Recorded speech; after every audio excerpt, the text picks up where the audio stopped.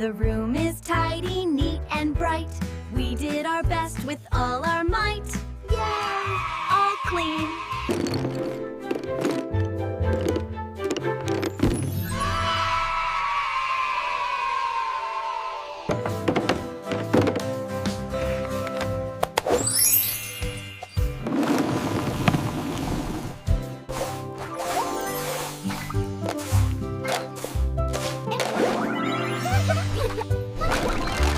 Sweep the crumbs into the pan. Cleaning up is super fun.